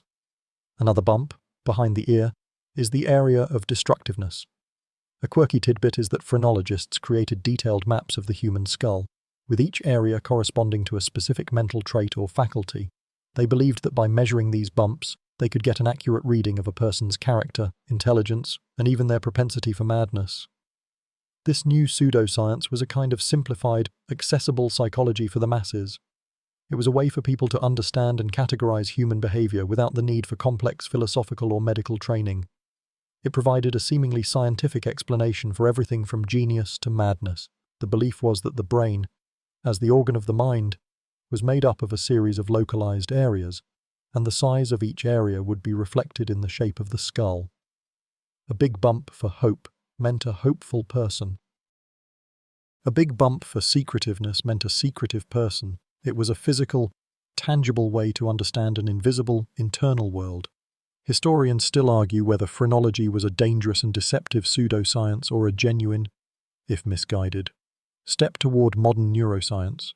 On one hand, it led to a lot of quackery and exploitation, with phrenologists making a living by reading a person's head for a small fee. On the other hand, it did spark a new interest in the brain as a physical organ and the idea that different parts of the brain might have different functions. It was a wrong answer, but it was a step toward asking the right questions. You watch as the man runs his fingers over the bumps on the bust, his face filled with a quiet, scientific certitude, and you feel the weight of a time when the mind's secrets were believed to be written in the very bones of the head. The bizarre bumps of phrenology fade, and you are now in a new world, a new time. The air is thick with the smell of gas lamps and the sound of horse-drawn carriages on cobblestone streets. You are in Victorian England, a world of strict social conventions, rigid moral codes, and profound social anxiety. This is a mainstream historical fact. The Victorian era's complex societal pressures and moral judgments created a unique environment where the understanding of mental health was deeply intertwined with a person's moral character and social standing. You find yourself in a stuffy, over-decorated parlour. A young woman, a poet with a sensitive nature, has become prone to fits of what her family calls melancholy. She refuses to attend social functions, and she spends her days in a kind of quiet despair. Her family is deeply concerned, not just for her well-being, but for their reputation. A quirky tidbit is that in this era, a diagnosis of mental illness, particularly for a woman, could be a kind of social death sentence. It could ruin a person's chances of marriage and could bring shame to an entire family. The public was obsessed with the idea of nerve and character, and a person's mental state was seen as a reflection of their moral fortitude. The doctor, A man with a serious face and a moralistic tone is called in. He doesn't talk about humours or demons. He talks about nervousness, exhaustion, and a lack of moral fibre. His treatments are often a mix of the physical and the moralistic. He might prescribe a course of hydrotherapy, a kind of cold bath to shock the nerves back into health, but he might also prescribe a course of moral instruction, a kind of sermon on the importance of duty, hard work, and good cheer. The belief was that a troubled mind was a sign of a person's moral weakness, and the cure was not in a pill, but in a change of character. Historians still argue whether the Victorian approach to mental health, with its emphasis on morality and social conformity, was a more compassionate or more dangerous way of understanding the mind. On one hand, it allowed for the idea that mental distress was a real thing that could be treated. On the other hand, it placed a heavy burden of blame on the individual, suggesting that their suffering was their own fault. You watch as the poet sits in her chair, her face a mask of quiet despair, and you feel the weight of a society that has decided that the mind is not just a brain, but a moral battleground where a person must fight for their own sanity. The stuffy Victorian parlour and its moralistic judgments fade, and you are now in a new, more horrifying scene. You're in London, and the year is 1814. You are not a patient, but a curious visitor, and you are here to see one of the city's most peculiar and troubling sights. You are at the Bethlehem Royal Hospital, or Bedlam, and it has become a tourist attraction. This is a shocking, yet mainstream historical fact. For a period in the 18th and early 19th centuries, it was common for the public to pay a penny to visit the asylum and gawk at the patients. You step through the gates, a small, copper coin heavy in your hand. The air is filled with the sound of shouting and wailing. You walk down a long corridor, and the cells on either side are filled with people who are suffering from every imaginable form of mental distress. A quirky tidbit is that the most entertaining or amusingly mad patients were often put on display in the most prominent cells, much like a sideshow at a circus. You see a man who is convinced he is the King of England, a woman who sings and dances to an invisible orchestra, and a man who sits in a catatonic state, staring at a blank wall. The visitors, a mix of the well-to-do and the poor, point and laugh, and a few toss small pieces of food or trinkets into the cells. The patients are not seen as people with an illness. They are seen as a spectacle, a form of lowbrow entertainment. Historians still argue whether the public's fascination with asylums was a sign of a society's deep-seated cruelty or a kind of morbid curiosity born of ignorance. Was it a way for people to feel better about their own sanity, or was it a genuine, if misguided, attempt to understand a mysterious and terrifying condition? You stand there, a kind of horrified spectator, and you feel the weight of a society that has decided that the mentally ill have no right to privacy or dignity. The asylum, once a symbol of hope, has become a place of public exploitation. The sign above the gate says hospital, but it feels more like a prison, or perhaps even worse, a zoo. The man who thinks he's a king turns his head and looks at you with a kind of profound, tragic dignity. And for a moment, you feel the shame of the whole century. The horrifying spectacle of the Victorian tourist attraction fades, and you are now in a new world, one where the light of reform is beginning to shine. The scent of disinfectants and clean air fills the institutional halls. A new idea, a new philosophy of care, is taking hold. This is a mainstream historical fact. The moral treatment movement was a push for a more compassionate, humane form of care for the mentally ill, emphasizing a tranquil environment, meaningful work, and a sense of dignity. You find yourself in a new kind of asylum, a rural one, far from the grimy cities. It's not a place of chains and public display, but a place of peace. You see patients tending to a garden, reading in a quiet library, or engaging in a game of checkers. The physician, a man with a kind and gentle demeanour, walks among them, not as a warden, but as a guide. He believes that the human mind, even a troubled one, can be healed through kindness and a good environment. A quirky tidbit is that the movement was heavily influenced by Quakerism, a religious movement that emphasized the inner light and the inherent goodness in all people. This spiritual belief translated into a practical, compassionate approach to care. You can almost feel the gentle breeze as you watch a patient sketching a picture of a bird, a small, fragile act of creation that feels like a powerful antidote to the chaos of the mind. The goal here is not to fix a broken machine, but to re-moralize a person, to help them regain a sense of self and purpose. The treatments are not physical, but psychological and environmental. A patient who is prone to outbursts might be given a quiet room to calm down in, not a straitjacket. A patient who is withdrawn might be encouraged to join in a communal meal or a group activity. The focus is on the individual, on their unique needs and their capacity for recovery. Historians still argue whether the moral treatment movement was a genuine and lasting reform or a brief, idealistic moment that was crushed by the realities of overcrowding and underfunding. Did it offer a new, more compassionate way of seeing the mentally ill? Or was it a new kind of institutional control, one that was just a little prettier than the last? You watch as the physician sits with a patient, talking quietly, and you feel the weight of a new and profound hope. The mind, it seems, can be healed, not with force, but with a gentle hand and a kind heart. The gentle, humane world of the moral treatment movement fades, and you are now in the bustling, smoky cities of the late 19th century, a world of telegraph wires, steam engines, and a new kind of social stress. The air is thick with the nervous energy of the Industrial Revolution. This is a pretty mainstream historical fact. Doctors of this era began to diagnose a new condition, one that was seen as a kind of modern malady, neurasthenia, or nervous exhaustion. You find yourself in the office of a well-regarded physician, a man with a thick beard and a serious face. A patient, a wealthy businessman who has become prone to fits of anxiety and a kind of profound, lingering fatigue, is sitting across from him.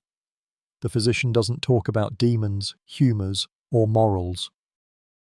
He talks about nerves, about a kind of overstimulation from the relentless pace of modern life. The idea was that the human nervous system was like a battery, and the stresses of modern life, the constant noise, the endless work, the rapid pace of change, were draining that battery. A quirky tidbit is that the cure for neurasthenia was often a rest cure, a period of forced bed rest, isolation, and overfeeding, particularly for women. The idea was to restore the nervous energy that had been drained away by the demands of a modern world.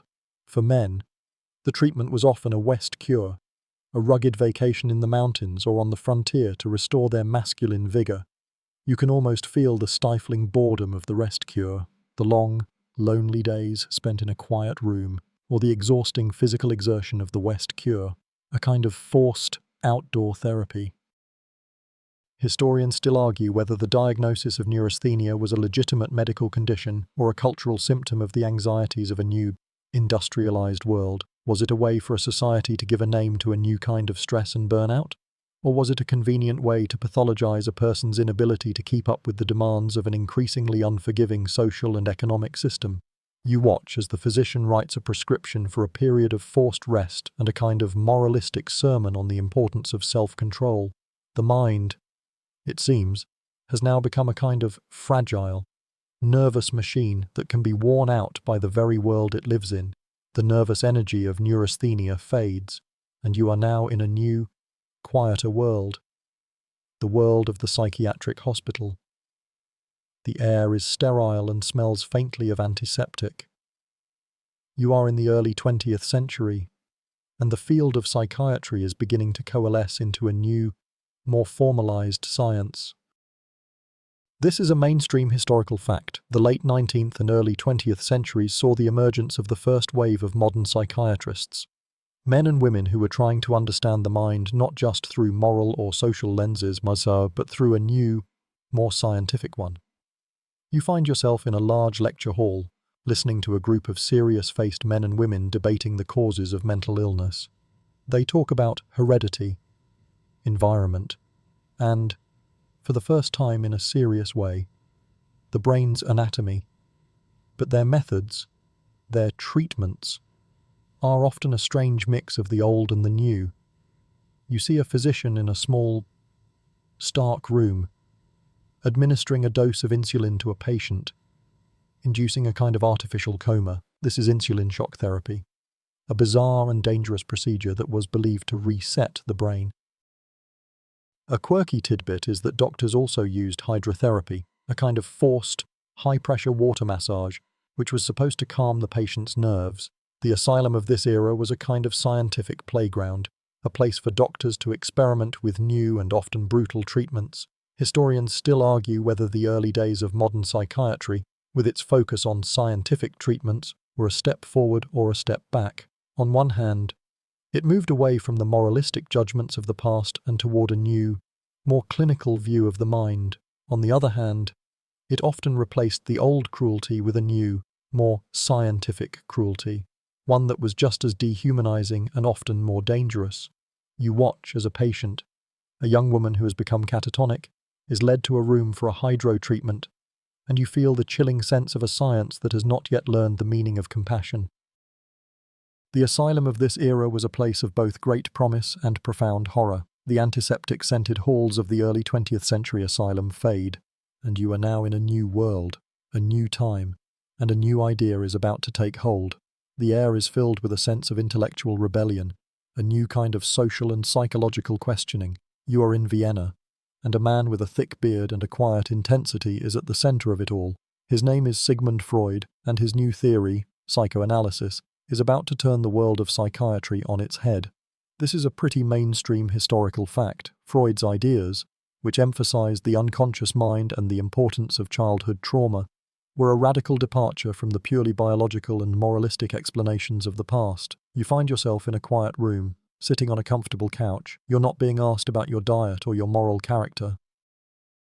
You're being asked to talk, to free associate, to tell stories about your dreams and your childhood. A quirky tidbit is that Freud believed that the mind was like an iceberg, with a small, visible part on top, the conscious mind, and a massive, unseen part underneath, the unconscious. He believed that the secrets and traumas of your past were hidden in this unconscious mind, and that they were the root cause of your mental distress. His treatment was a kind of archaeological dig into the human psyche, a journey into the past to uncover the hidden truths that were causing the problems of the present. His ideas were a profound and, for some, a deeply unsettling shift. He suggested that your parents, your dreams, and your sexual desires were the real cause of your problems, not a broken brain or a lack of moral fortitude. He saw the mind as a complex system of drives, desires, and defenses, a world of internal conflict. His work was both a form of therapy and a new way of seeing the human condition itself. Historians still argue whether Freud's theories were a genuine scientific breakthrough or a brilliant, but ultimately unprovable, work of fiction. Did he truly unlock the secrets of the unconscious mind, or did he simply create a new, compelling narrative for human suffering? You lie on the couch, the quiet stillness of the room broken only by the sound of Freud's voice, and you feel the weight of a new and profound idea, that the path to a healthy mind lies not in a physical treatment, but in a long, difficult conversation with yourself. The quiet psychoanalytic couch fades, and you are now in a new, more horrifying world. The air is sterile, and the silence is punctuated by the low hum of machinery. You are in the mid-20th century, and a new, more drastic approach to mental health is taking hold. This is a mainstream historical fact. In the 1940s and 50s, a new surgical procedure, the lobotomy, was introduced as a treatment for a wide range of mental illnesses, from schizophrenia to anxiety. You watch as a surgeon, a man with a steady hand and a kind of terrible scientific certitude, stands over a patient. The procedure is shockingly simple. A small tool, an ice pick-like instrument, is inserted through the eye socket and into the brain, and with a quick, decisive sweep, the surgeon severs the neural connections in the frontal lobe. A quirky tidbit is that the procedure was performed in a matter of minutes and often without anesthesia.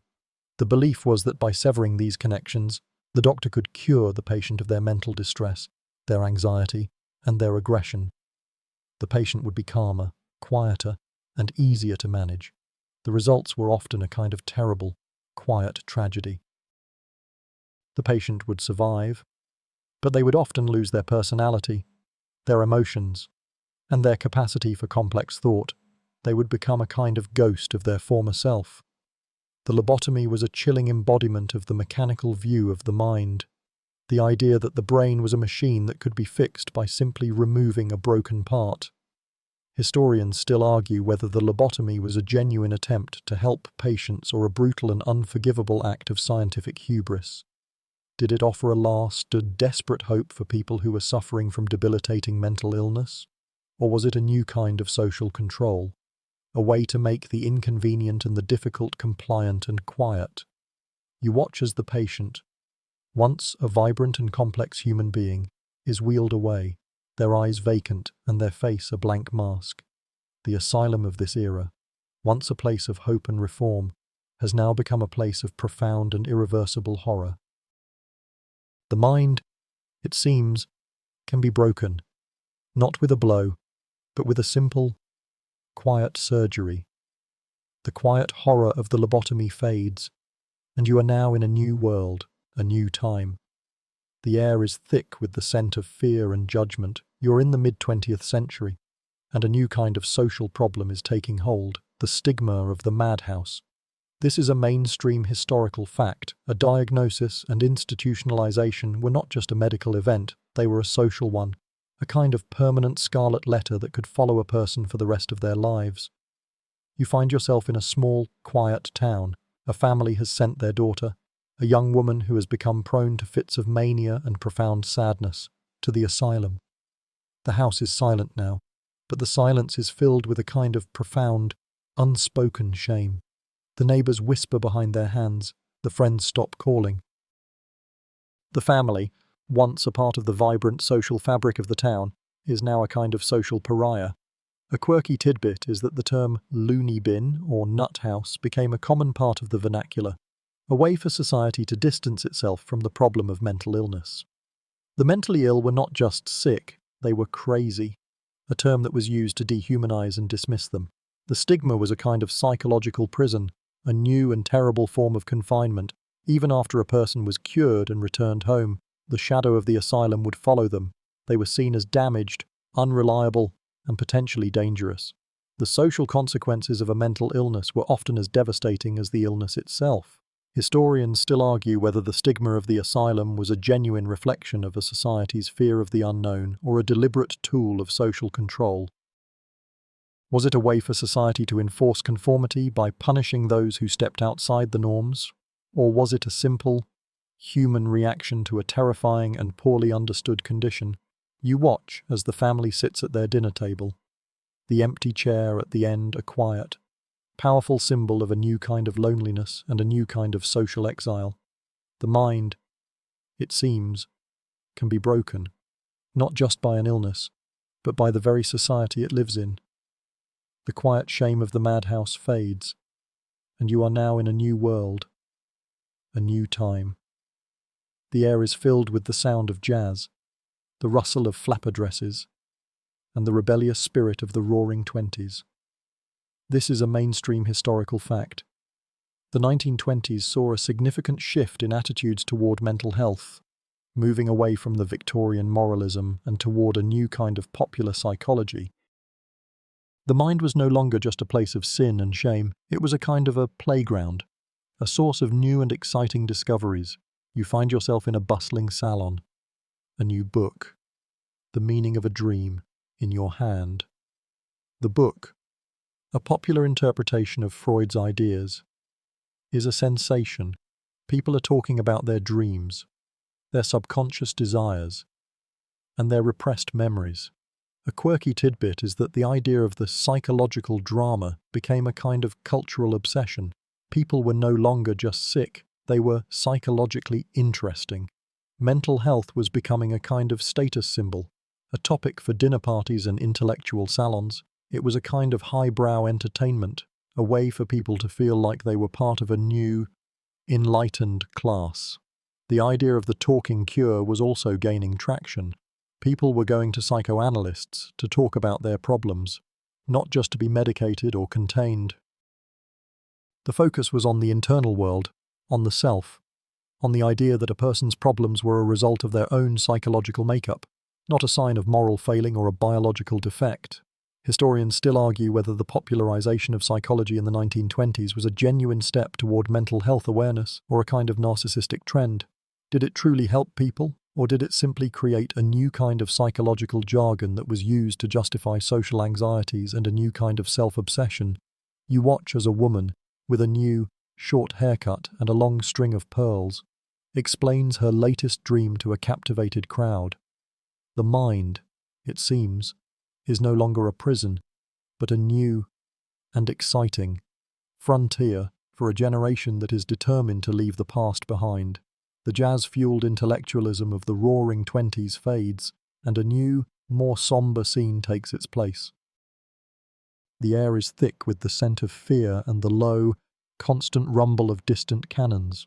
You are in a hospital in the trenches of World War I, and a new, terrifying mental health crisis is beginning to unfold.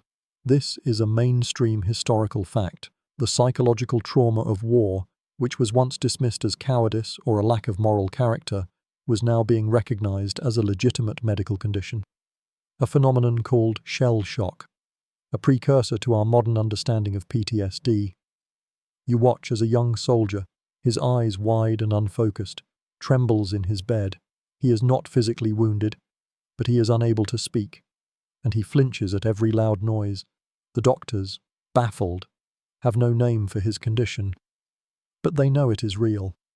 A quirky tidbit is that the term shell shock came from the belief that the soldier's nervous system was physically damaged by the vibrations of exploding shells. It was a kind of new, mechanical explanation for a psychological problem, a way for a society to understand a trauma that it had never seen before. The treatments were often a strange mix of the old and the new. A doctor might try a kind of talk therapy, but they might also try electroshock therapy, a kind of brutal attempt to jolt the soldier's nerves back into place. The war was a kind of social and psychological crucible that forced the world to confront the reality of mental trauma. The soldier who returned home from the war was no longer just a hero. He was a person who had been profoundly changed by his experiences, and society had to find a new way to understand and help him. Historians still argue whether the recognition of shell shock was a true step forward for mental health awareness. Did it finally give a name to a profound and debilitating condition? Or did it just provide a new kind of excuse for a society that was unwilling to confront the horrors of war? You watch as the soldier is given a strong sedative and drifts off into a troubled sleep, and you feel the weight of a new kind of human suffering, a suffering that is not of the body, but of the mind. The haunted memory of shell shock and the war-torn landscape fade, and you are now in a new world, a new time. The air is filled with a sense of quiet, scientific progress. You are in the mid-20th century, and a new kind of medicine is about to change the face of psychiatry forever. This is a mainstream historical fact. The discovery and development of psychotropic drugs, medications that affect the mind, marked a revolutionary turning point in the treatment of mental illness. You find yourself in a sterile laboratory. A scientist in a white coat is poring over a microscope. He's not looking for a demon or a faulty moral compass. He's looking for a chemical. A quirky tidbit is that the first major breakthrough, the antipsychotic drug chlorpromazine, once called thorazine, was actually discovered by accident. It was being researched as an antihistamine, but researchers noticed that it had a profound calming effect on patients in psychiatric wards. It was a complete game changer. For the first time, a doctor had a tool that could directly affect the brain's chemistry. This was followed by the discovery of early antidepressants, which were first developed to treat tuberculosis but were also found to have a mood-lifting effect. The asylum of this era, which had once been filled with the sounds of screaming and the sight of physical restraints, was now a little quieter. The patients, once agitated and violent, were now calm and manageable. This new medicine was not a cure, not in the sense of a magical potion, but it was a kind of chemical key that could unlock a person's mind and allow them to live a more normal life. The physical and psychological treatments of the past, the lobotomies, the shock therapies, the moral judgments, were not erased, but they were now seen as a last resort, a sign of a more primitive time. Historians still argue whether the advent of psychotropic drugs was a net positive for mental health. On one hand, it allowed millions of people to leave the asylum and live a more normal life. It gave hope to families and a new kind of freedom to patients. On the other hand, it also led to a new kind of social problem. It led to the idea that all mental illness was a simple chemical imbalance that could be solved with a pill, and it sometimes led to a kind of over-medication that left patients feeling numb and disconnected from the world. You watch as a physician hands a small pill to a patient, and you feel the weight of a new and profound hope that the mind's darkest secrets might not be spiritual or moral, but chemical, and that they might, just might, be treatable. The quiet, scientific revolution of psychotropic drugs fades, and you are now in a new world, a new time. The air is filled with a sense of social upheaval and a new kind of social conscience. You are in the mid-20th century, and a new movement is about to change the face of psychiatry forever. This is a mainstream historical fact. The community mental health movement was a push to close the large, inhumane asylums and to integrate mental health care into the community. It was a kind of new social experiment, a way to dismantle the old, oppressive institutions and to create a new, more humane system of care. You find yourself in a small local clinic, not a grand, imposing institution.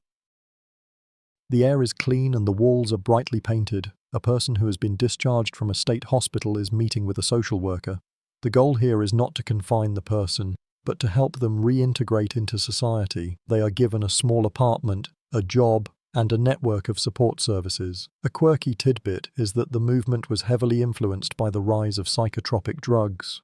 With the new medications, it was no longer necessary to keep patients in a locked ward. They could be managed in the community, and they could live a more normal life. The asylum, which had been a kind of permanent prison, was now seen as a temporary place, a place to stabilize a person before they could return home. The movement was a radical and, for many, a deeply liberating idea. It was a complete rejection of the Great Confinement, a new kind of social contract with the mentally ill, but it was not without its problems.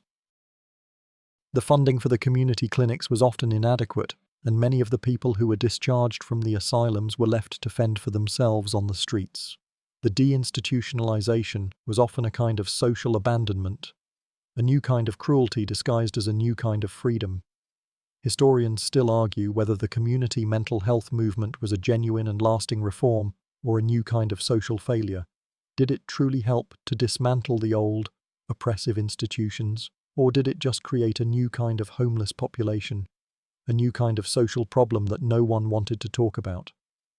You watch as the social worker talks to the person about their new life, their new freedom, and you feel the weight of a new and profound question. Is it better to be locked up and cared for, or to be free and alone? The promise of community mental health fades, and you are now in a new world, a new time, and the air is filled with the scent of rebellion and social change. You are in the 1960s, and a new movement is taking hold, a kind of psychological counterculture. This is a mainstream historical fact. The anti-psychiatry movement was a radical school of thought that questioned the very idea of mental illness, arguing that it was not a disease to be cured, but a natural, and sometimes even a healthy, human response to a sick and oppressive society. You find yourself in a university lecture hall. A man with a wild look in his eyes is at the podium. He's not a traditional psychiatrist, he's a philosopher and a social critic. He argues that mental illness, particularly schizophrenia, is not a biological disorder but a kind of existential protest against the demands of a conformist society. He believes that the mad are not sick, but are, in a sense, a kind of prophet, a person who has seen through the illusions of a society and has chosen to live in their own truth. A quirky tidbit is that some of the most famous thinkers of this movement, like R.D. Laing, were not just talking about theory, they were creating alternative communities where people with mental illness were allowed to live and explore their madness without being medicated or confined. These were places of radical freedom, where a person's strange behavior was not pathologized, but celebrated. The movement was a profound and deeply unsettling shift. It was a complete rejection of the medical model of mental illness. The idea that the mind was just a broken brain that could be fixed with a pill or a surgery. It was a return to the idea that the mind and the person were one, and that a person's problems were not a sign of a disease, but a sign of a kind of social and spiritual malaise. Historians still argue whether the anti-psychiatry movement was a genuine and humanistic step forward or a dangerous and irresponsible trend that left the truly sick and suffering without the care they needed. Did it help to humanize the mentally ill and to dismantle the old, oppressive institutions, or did it just replace a brutal medical model with a kind of philosophical neglect? You watch as the man at the podium, his voice filled with passion, speaks of the wisdom of madness, and you feel the weight of a new and profound question. Is it possible that the cure for a troubled mind lies not in a pill or a lobotomy, but in a new kind of society? The radical ideas of the anti-psychiatry movement fade, and you are now in a new world, a new time. The air is filled with the low hum of a computer, and the light from a screen illuminates your face. You are in the late 20th century, and a new way of thinking is taking hold, a new kind of social and psychological lens. This is a mainstream historical fact. Postmodern perspectives began to see mental distress not as a simple disease with a single cause, but as a complex phenomenon, a natural human experience, or a social construct. You find yourself in a university classroom. The professor at the front of the room is talking about the mind, not as a machine, but as a kind of narrative.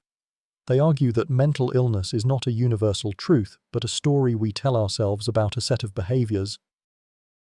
A quirky tidbit is that this new way of thinking led to a new kind of therapy called narrative therapy, where the therapist helps the patient to reauthor their own story, to see their problems not as a part of their identity, but as a separate, external force.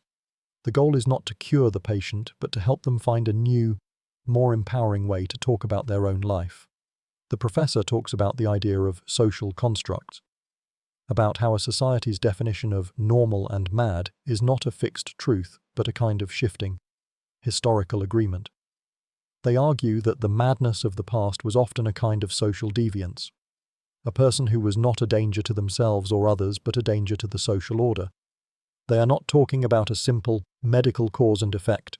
They are talking about a complex web of social, political, and cultural forces that shape a person's life and their mind. Historians still argue whether the postmodern perspective on mental health was a genuine and humanistic step forward or a new, and sometimes confusing, form of intellectual relativism.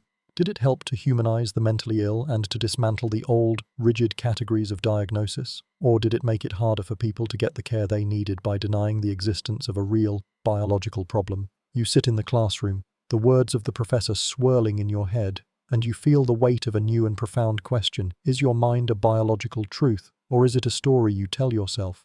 The abstract ideas of the postmodern classroom fade, and you are now in a new world, a new time, one that feels both incredibly vast and incredibly small. The air is filled with a low, electronic hum. You are in the 21st century, and a new kind of social and psychological paradox is taking hold. This is a mainstream historical fact. The rise of the internet and social media has created a profound and strange new environment for mental health, one that offers unprecedented connection, but also a new kind of isolation. You are sitting alone in your room, the glow of your phone illuminating your face on the screen. You see a stream of curated, perfect lives, smiling faces, exotic vacations, and a constant flow of happy updates. You are connected to thousands of people, but you feel completely alone. You can send a message to a friend on the other side of the world, but you can also feel the subtle sting of social comparison, the constant pressure to present a perfect, edited version of yourself. A quirky tidbit is that the term FOMO, or fear of missing out, which is a kind of modern anxiety, has become a common part of the vernacular. It's a new kind of social anxiety that is born of a world where you are constantly being reminded of all the fun you are not having. The internet has also created a new kind of therapy.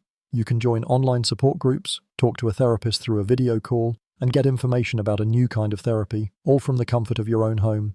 But it has also created a new kind of problem. The constant stream of information, the endless notifications, and the pressure to be always on can lead to a new kind of mental exhaustion. The mind, it seems, can be broken not just by a chemical imbalance, but by a new kind of digital overwhelm. Historians still argue whether the internet is a net positive for mental health. Did it help to humanize the mentally ill and to dismantle the old social stigmas by creating a new kind of community? Or did it just create a new and more pervasive kind of social anxiety and isolation? You put your phone down and sit in the quiet darkness of your room, and you feel the weight of a new and profound paradox. You are more connected than ever, but you have never felt so alone. The blue glow of the screen and the digital noise of the internet fade, and you are now in a new world, a new time, and a new idea is beginning to take hold. The air is filled with the scent of lavender and the quiet hum of a meditation app. You are in the 21st century, and a new kind of social and psychological trend is taking hold. This is a pretty mainstream historical fact. The rise of the mindfulness and wellness movement is a new, and for many, a deeply liberating, approach to mental health. You find yourself in a quiet room, sitting on a soft mat. You're not being asked to talk about your childhood or your humours. You're being asked to breathe, to focus on the present moment, to simply be.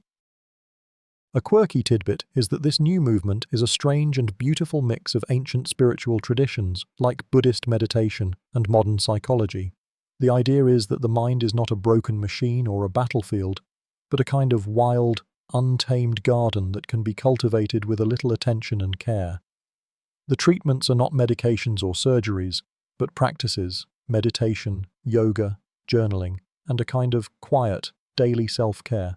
The goal is not to cure a person, but to help them find a new, more peaceful relationship with their own mind. The movement is a kind of rebellion against the constant noise and overstimulation of the modern world. It is a push to turn off the phones, to quiet the endless stream of information, and to simply be present. It is a new and powerful form of self-help, a way for people to take control of their own mental well-being without the need for a professional or a pill. Historians still argue whether the wellness movement is a genuine and lasting reform or a kind of narcissistic trend that is only accessible to the wealthy and the privileged. Did it help to humanize the mentally ill and to dismantle the old social stigmas by creating a new, more accessible kind of care? Or did it just create a new kind of pressure, a new and exhausting expectation to be happy and well at all times? You sit on the mat, your eyes closed, and you feel the weight of a new and profound question. Is your mental health a problem to be solved, or a garden to be tended? The soft glow of the meditation app fades, and you are now in a new world, a new time, and a new kind of scientific revolution is taking hold. The air is filled with the low, steady hum of an MRI machine, and the scent of human curiosity. You are in the 21st century, and a new way of thinking about the mind is emerging, one that is grounded in a new, more profound understanding of the physical brain.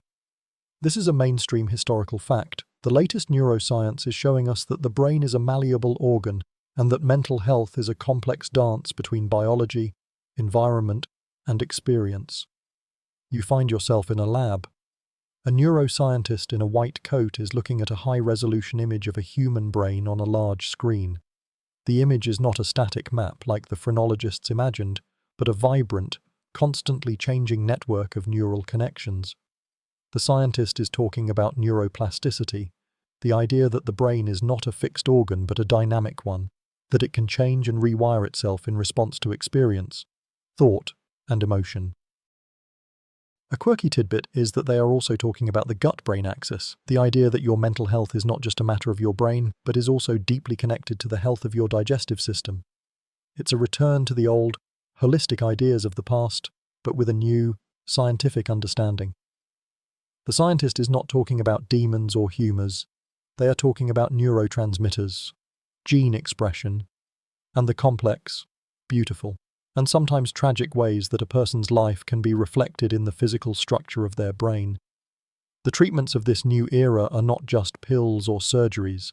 They are also new kinds of therapy that are aimed at rewiring the brain, at creating new neural pathways, at helping a person to literally change their own mind. Historians still argue whether the new era of neuroscience is a genuine step toward a more effective and compassionate form of mental health care or a new kind of biological determinism. Did it help to humanize the mentally ill by showing that their problems are real, physical things that can be understood and treated? Or did it create a new kind of pressure, a new and exhausting expectation to optimize your own brain, You watch as the scientist points to a small, brightly colored part of the brain on the screen, and you feel the weight of a new and profound question. Is your mind a fixed thing, a product of your genes, or is it a kind of beautiful, ongoing, and mysterious creation? The vibrant image of the brain on the screen fades, and you are now in a new world, one that is not of the past but of the present and the future. The air is filled with a sense of quiet hope and a new kind of social awareness. You are in the 21st century, and the long, strange journey of mental health history is coming to an end, at least for tonight. You are here, in this moment, a living embodiment of this history. This is a mainstream historical fact. We are living in a time of unprecedented mental health awareness and a new kind of collective understanding. The mind is no longer a spiritual battlefield, a broken machine, or a social disgrace. It is a complex, beautiful, and sometimes fragile part of the human experience. You see a young person talking to their friend about their anxiety, not in whispers, but in the open. You see a public service announcement on a bus, urging people to seek help. You see a therapist on a popular podcast, talking about the importance of self-care. The stigma is not gone, not entirely, but it has been chipped away, brick by brick, by a new generation that is more open, more honest, and more willing to talk about the things that were once unmentionable. A quirky tidbit is that the rise of social media, for all its flaws, has also created a new kind of public forum for mental health, a place where people can share their stories, find a community of support, and talk about their struggles without shame. The internet, which once created a new kind of social anxiety, is now also a place of healing. The treatments of this new era are a strange and beautiful mix of the past and the future. We have the medications that were discovered in the last century, but we also have the talking therapies that were pioneered by Freud and the moral treatment of Pinel. We have the new, scientific understanding of the brain, but we also have the ancient, spiritual traditions of meditation and mindfulness. We are not choosing one over the other, we are taking them all and creating a new kind of holistic, humanistic approach to care. Historians still argue whether this new era is truly a step forward, or if it's just a new kind of passing trend. Are we truly more enlightened than our ancestors? Or are we just telling ourselves a new, more comforting story about a problem that is as old as humanity itself?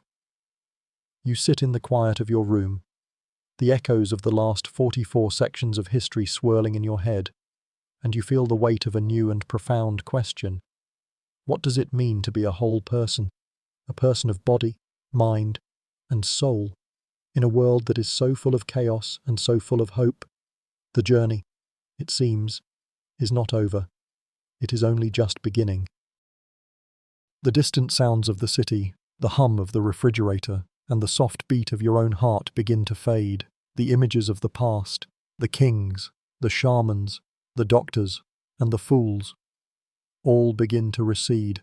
Like a tide going out, you are not a spectator anymore, but a person of mind and body, of dreams and desires.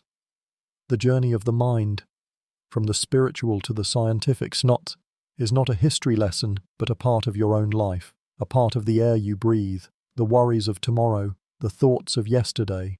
They are just whispers in the quiet of the night. Let them go. The mind is a vast and beautiful thing. Let it rest. The only thing that matters now is the quiet, and the breath, and the sweet, sweet comfort of sleep. End of script. Sweet dreams.